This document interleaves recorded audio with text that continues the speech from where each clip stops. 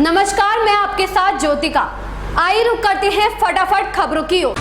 रिलायंस ने कुल 24,740 MHz spectrum की खरीदारी की है। रिलायंस ने इस बात की ओर भी इशारा किया है कि 15 अगस्त के मौके पर जियो की 5G सर्विस लॉन्च हो सकती है। भारतीय एयरटेल ने 19,867 MHz स्पेक्ट्रम की खरीदारी की है। राजधानी लखनऊ में आजादी का अमृत महोत्सव पूरी धूमधाम से मनाने के लिए एलडीए का पूरा अमला जुटा हुआ है। इसके लिए कॉलोनी की समितियों एवं अपार्टमेंट के RWA को समारोह में शामिल किया जा रहा है। ग्राहकों को मशहूर रेस्टोरेंट में आधे दाम पर खाने की थाली उपलब्ध कराने के नाम पर जमकर ठगी की जा रही है।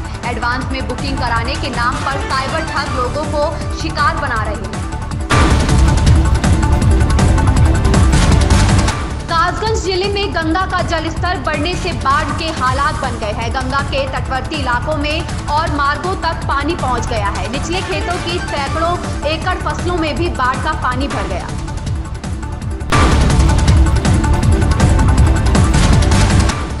MMMUT में बुधवार की सुबह 10 बजे से लगने वाले रोजगार मेले में देश की कई नामचीन समेत 50 से अधिक कंपनियों के प्रतिनिधि युवाओं के चयन के लिए मौजूद हैं। मुख्यमंत्री योगी आदित्यनाथ खुद अपने हाथों से कुछ युवाओं को ज्वाइनिंग लेटर सौंपा।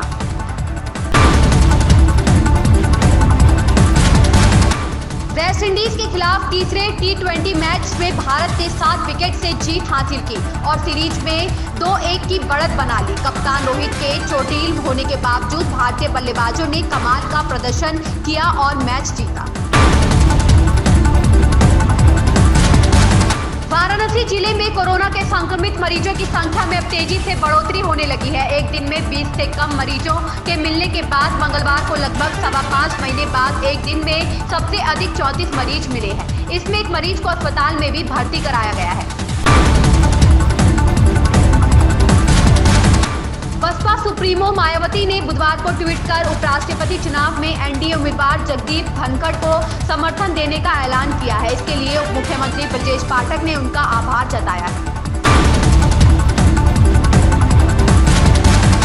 जुलाई के महीने में कम बारिश हुई, इससे जलवायु परिवर्तन का असर बताया जा रहा है। पूरे प्रदेश की यही स्थिति है। हालांकि अगस्त में भरपूर बारिश होने की संभावना है। तिरंगा बाइक रैली में विपक्षी नेताओं के शामिल नहीं होने से राजनीति तेज हो गई है। भारतीय जनता पार्टी ने कहा कि तिरंगा पूरे देश का है, इसलिए इसे सियासत से अलग कर देखना चाहिए। जॉन अब्राहम, तारा सुतारिया, अर्जुन कपूर और दिशा पाटनी स्टारर फिल्म एक विलेन रिटर्न्स 29 जुलाई को सिनेमा घरों में रिलीज हो गई है। आज से करीब 8 साल पहले आई फिल्म एक विलेन का यह सीक्वल है। एक विलेन में सिद्धार्थ मल्होत्रा, श्रद्धा कपूर और रितेश देशमुख नजर आए थे। यह फिल्म बॉक्स ऑफिस पर सुपरहिट हुई थी। एक विलेन रिटर्न को कुछ खास रिव्यू तो नहीं मिले थे। गोरखनाथ मंदिर में बुधवार सुबह आयोजित जनता दरबार में मुख्यमंत्री योगी आदित्यनाथ महिला फरियादियों की गोद में बच्चों को देखकर खुद को रोक नहीं सके। पहले बच्चों को गोद में उठाकर उन्हें दुलारा, चॉकलेट दिया, फिर महिलाओं से प्रार्थना पत्र लेकर उनकी समस्याएं सुनी।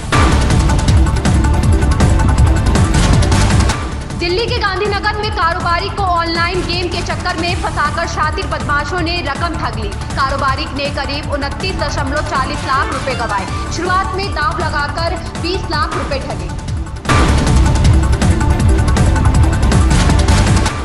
अदालत ने माना कि यह सरासर पंजीकृत खादी ट्रेडमार्क का दुरुपयोग है। इस मामले में अदालत ने खादी बॉय हेरिटेज को आरोपी मानते हुए संस्था पर 12 लाख रुपए का जुर्माना लगाया है। अदालत ने उसे यह राशि खादी और ग्राम उद्योग आयोग को अदा करने का निर्देश दिया है। दिल्ली NCR में बारिश का सिलसिला शुरू हो गया है। बुधवार को झमाझम बारिश ने मौसम सुहावना कर दिया। बारिश से न केवल गर्मी से राहत मिली है, बल्कि पसीने छुड़ा रही उमस में भी कमी आई है। इस्तीफे के बाद कुलदीप बिश्नोई ने भूपेंद्र सिंह हुड्डा को चुनौती दी और कहा कि मैंने उनकी चुनौती स्वीकार कर इस्तीफा दे दिया है। अब हुड्डा साहब मेरे या मेरे बेटे के खिलाफ आदमपुर से चुनाव लड़े या मेरी चुनौती है। करण जौहर का शो कॉफी विद करण इन दिनों काफी सुर्खियां बटोर रहा है। रणवीर सिंह और आलिया भट्ट के साथ हुआ शो के श्री गणेश के अब तक 4 एपिसोड आ चुके हैं। इस बार शो में बॉलीवुड के साथ साथ साउथ के सितारे भी शिरकत कर रहे हैं। दूरस्थ क्षेत्रों के स्कूलों में शिक्षकों की कमी की समस्या दूर करने के लिए शिक्षा मंत्री डॉक्टर धन सिंह रावत ने निर्देश जारी किए हैं। शिक्षा मंत्री ने कहा कि विभाग को राज्य लोक सेवा आयोग से 449 लेक्चर मिले हैं, जिन्हें दुर्गम और अति दुर्गम क्षेत्रों के स्कूलों में तैनाती दी जाएगी। पीलीभीत के जहानाबाद में जिस समय मकान में विस्फोट हुआ, उस समय पटाखा व्यापारी अजीम बेग की पत्नी और 6 बच्चे घर में मौजूद थे। 3 बेटियां अंदर के हिस्से में और मां समेत 3 बच्चे बाहरी हिस्से में थे। 3 बेटियां झुलसकर और मलबे में दब गई थी, बाकी ने खुद को किसी तरह से बचा लिया था। भारतीय रेलवे यात्रियों के सफर को सुगम और सुहाना बनाने की कोशिश में नए नए तरीके अपनाता रहा है। अब रेलवे ने टेक्नोलॉजी के जरिए यात्रियों को कई सहूलियतें दी हैं। इन्हीं में से एक है रेल मदद ऐप। इसका पूर्वोत्तर रेलवे के इज्जतनगर मंडल में सफलता के साथ संचालन किया जा रहा है। ऐसी ही खबरों से जुड़े रहने के लिए बने रहिए हमारे साथ।